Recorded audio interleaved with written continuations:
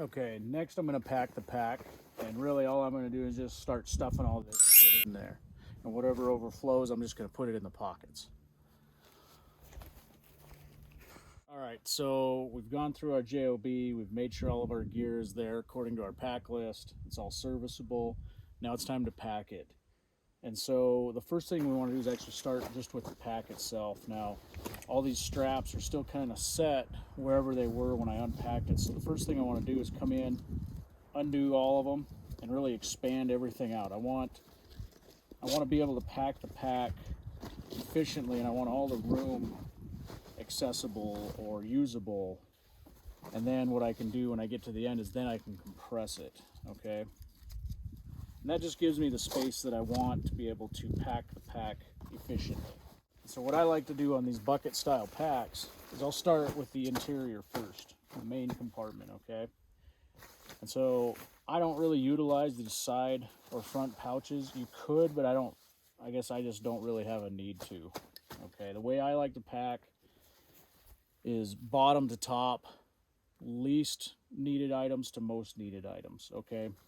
So in the very bottom is going to go items that I'm probably not going to touch the whole time.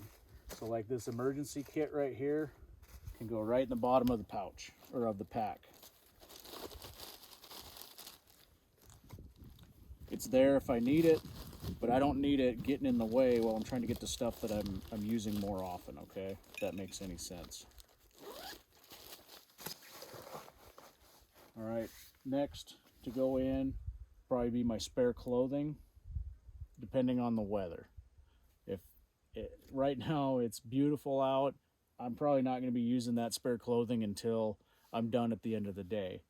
Now if it was raining off and on or continuously, I might pack that completely different. I might put that towards the top. So you just have to really kind of consider what the conditions are like. Now, another item that can go in towards the bottom is all these warming layers. My wolfhound, my beanie, my gloves, glove shells, gaiters, those could all go right into the bottom because with this weather, I'm not going to be needing them. And to store them, I just utilize the bag that came with the wolfhound jacket. It's actually large enough that I can fit the jacket plus all those other items. And so whether I'm going out on a day hike or multi-day trip, I love having this little bag with these basic warming layers in it because it just gives me the ability to take care of my core body temperature very quickly and easily. And so I can throw this little pouch, or this little bag rather, in a day pack if I'm headed out for the day. I can put it in this, of course, if I'm headed out for multiple days. And I just kind of pack it in there nice and tight. That's just going to go right in the bottom of my pack. Okay, now I'm trying to grab the camera. Essentially what we have is this rectangular chute, you know, and so I'm trying to pack things in a manner where it stays symmetrical. Okay, I don't want to put all the weight on one side and just have nothing on the other side, so I'm leaning all the time. I really just want to pack it and build it up from the base, okay? Just like, imagine if you were like laying bricks or something. Next, I'm just going to grab those spare clothes. And this larger dry bag, I'll actually pack it with the same mentality that I pack my main pack. Least needed items to most needed items, so I don't have to sit there and dump the whole thing out to get at an item that I'm most likely to need. So those silk weight base layers go in, and then my underwear, and my socks. And then that'll go right down in next to those warming layers. And I'm just stacking, just like I said, just like we're laying bricks, okay? Next, the items that I'm probably gonna need least likely is gonna be all this chow. And then I'm gonna bag up my stove and put it in. Now that I put my stove in, I'm gonna go ahead and bag up kind of all this extra hygiene gear, that multi-day hygiene kit. You know, if you're only going out for one day, you don't need all this stuff, obviously, but after a couple days, it might be nice to have a little bit of basics just to, you know, if you gotta clean your ears out or wipe yourself down from getting too sweaty and grimy.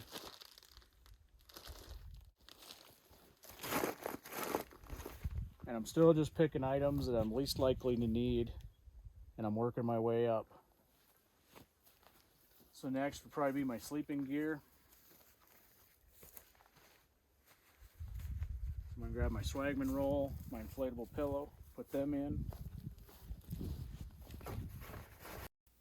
Now, some of you might be asking, why wouldn't I put the sleeping gear on the bottom of the pack? Won't I be needing that after I eat something like supper, for example? And actually, the way I set up camp at night is I'll put my tarp up first, then put my sleeping gear and other gear under it, and then I'll eat. So that's kind of why the sleeping gear's on top of all that other stuff instead of being all the way at the bottom. Okay, next I'm going to go ahead and put this kind of extra water gear in.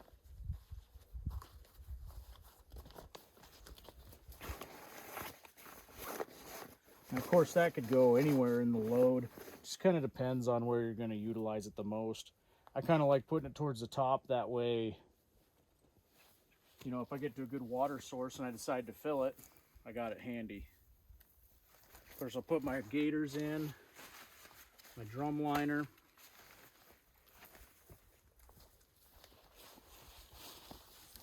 Now the drum liner is what I put kind of in this front pouch, just because I don't want it getting tore up by other items.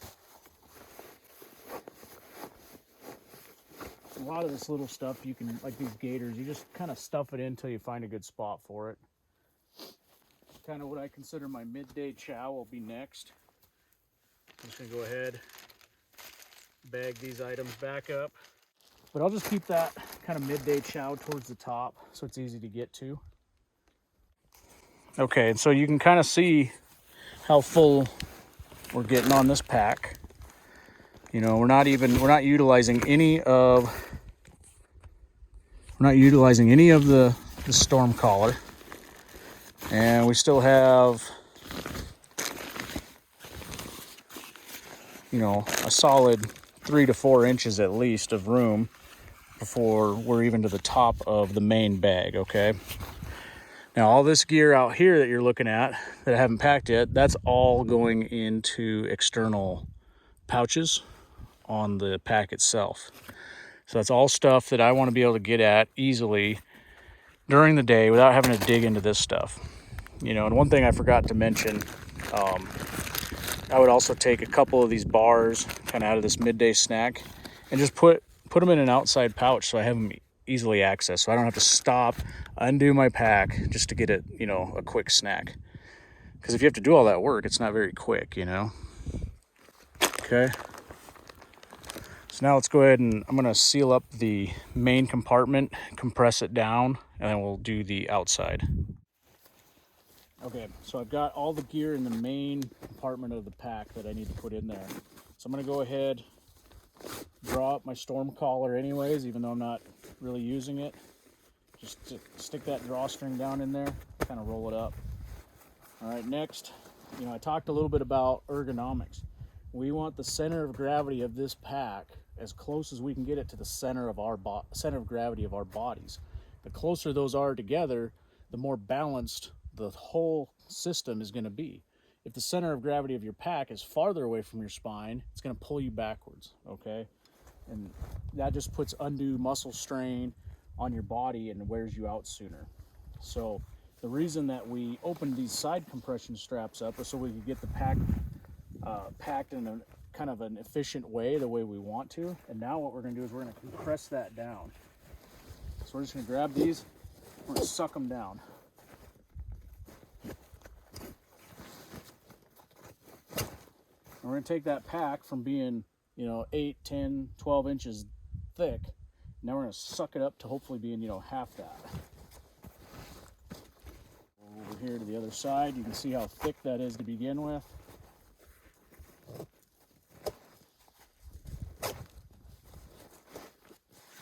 I'm going to suck her down. Now you notice I'm not messing with these outer pouches yet. I'll get to them when I pack that stuff. I'm really just worrying about this main bag, okay? So now that they're sucked up tight, I can roll these straps. And one thing I like about the Bongo gear pack is it comes with this Velcro strip put in the strap already, so that way you can just suck it up tight and your stuff's not sitting there rattling around. You can really see how much capacity this pack has. I think you could actually pretty easily overload this pack because it actually has more capacity than what I think the suspension was meant to have on it. You know, here I've got a 3-day load where I go out for 3 days pretty easily and actually do something. You know, I've got trekking poles, I've got a saw, I've got my shovel, I've got my rifle bipod. You know, I can go out, I can be pretty effective for a few days. And I'm barely, this pack's probably not even half full. Okay, so I think now we're ready to begin putting our other items on the outside of the pack. So the first thing I'm going to do is kind of just get my lid started loosely. I went ahead and opened up these straps too, but I just kind of want that so it's not flopping around as much. I'm going to take things like my shovel, for example. I'm going to start putting my pass-through items through, okay? So my shovel, my trekking poles, those items that I want in a pass-through, I'll start putting them on. Because it's easier to do it now when the pockets are empty than once they get full. Not that it's impossible. Now, one thing to watch out for is, like, these trekking poles are nice and long. I don't want them sticking way out past the bottom because I still have to put my pad on. So I might as well do that now. That's where I made that nice big loop there. And I can just slide my pad in. Now, one thing I want to show you, so I roll my pad. It's an old school one. Of course, they have nice folding ones too. Whatever style you have, you see how there's this ledge right here, okay? Think of it like it's a rooftop. We want this ledge on top like this, so the rain, if it is raining, doesn't run down inside of our pad. If I was to flip it over like this, now I can catch the rainwater, and some of my pad might suck water, you know, might get water up in these gaps, and then I have a wet pad to sleep on. So just something to think about. And now from here, everything else goes in these outer pockets. So I'll just start on one side, put my water kit in there.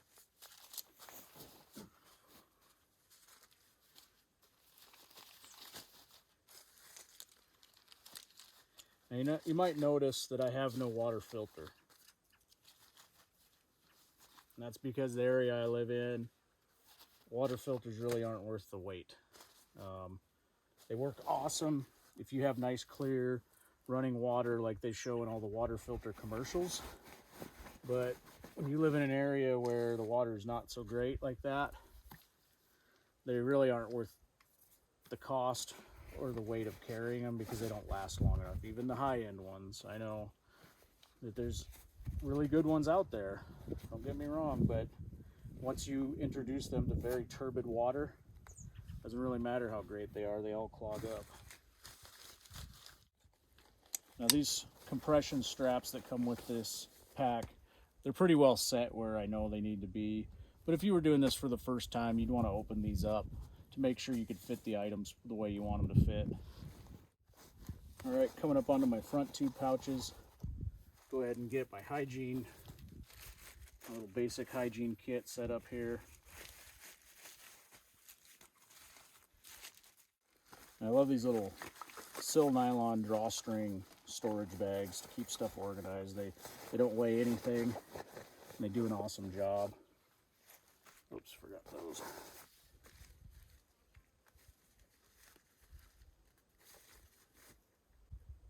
I try to use a different color for each kind of function, I guess, for each roll.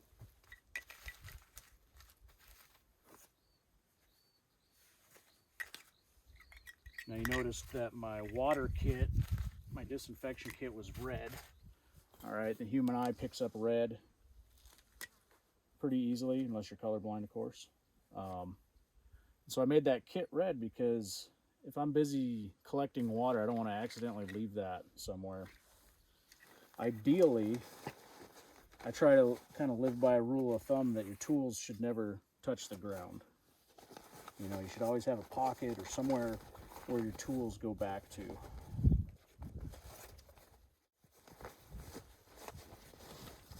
we go. Next, I like to put my Bongo saw where it's easily accessible. Show you guys something here.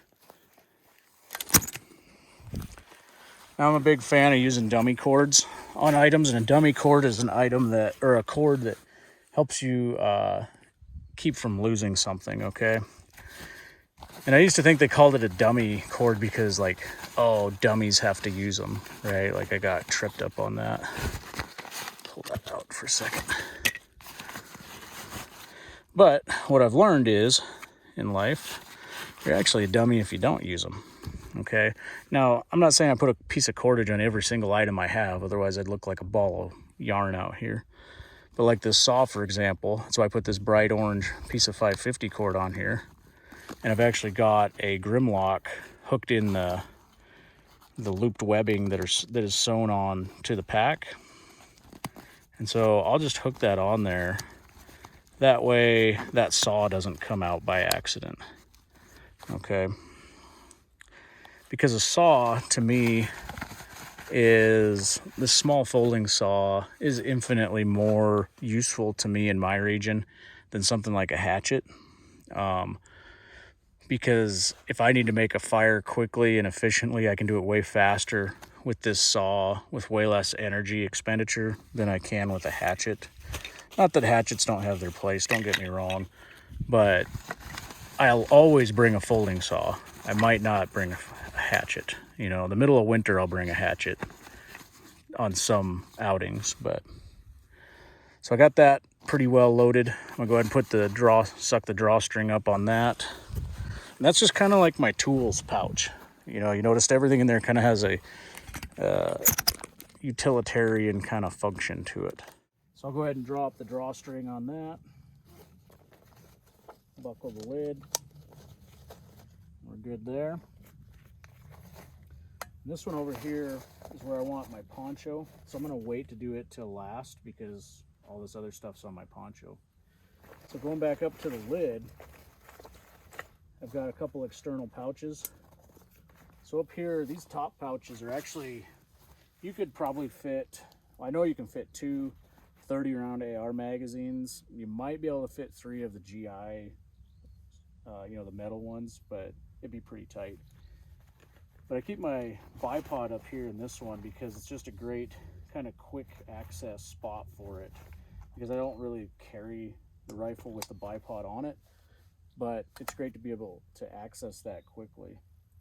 This pouch honestly is empty about half the time because I don't really ever have anything I need to put in there. So I'm just gonna put my boonie in there for now.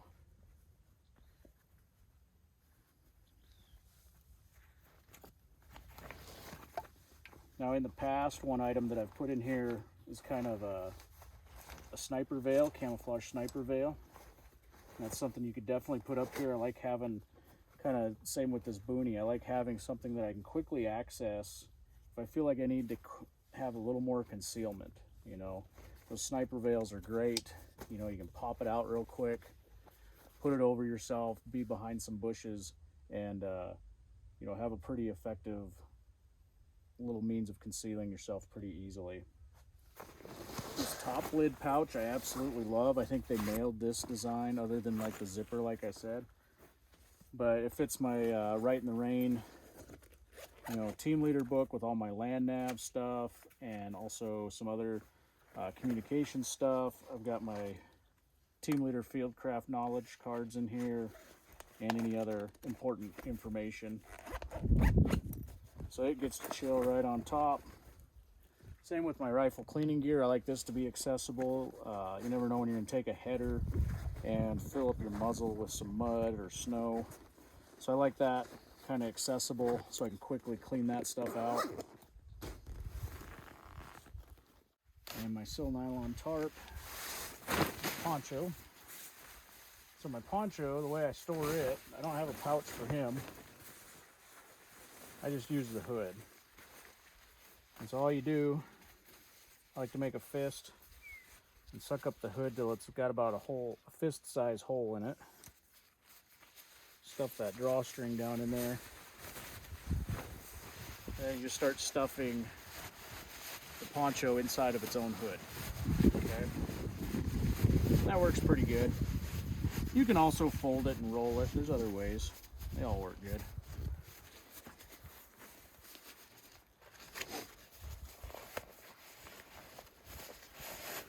So that goes right in there, so it's quickly accessible. You know, I absolutely love this 5x8 sil nylon tarp.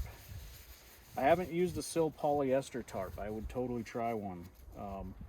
But I just happen to have these because they compact so good. So I can just stick it right there, pretty much anywhere where I can find it. I mean, I could literally just stick it in a pants pocket if I wanted to. Okay.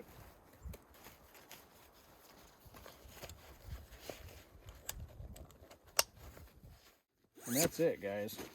That's fully loaded for 3 days, summertime.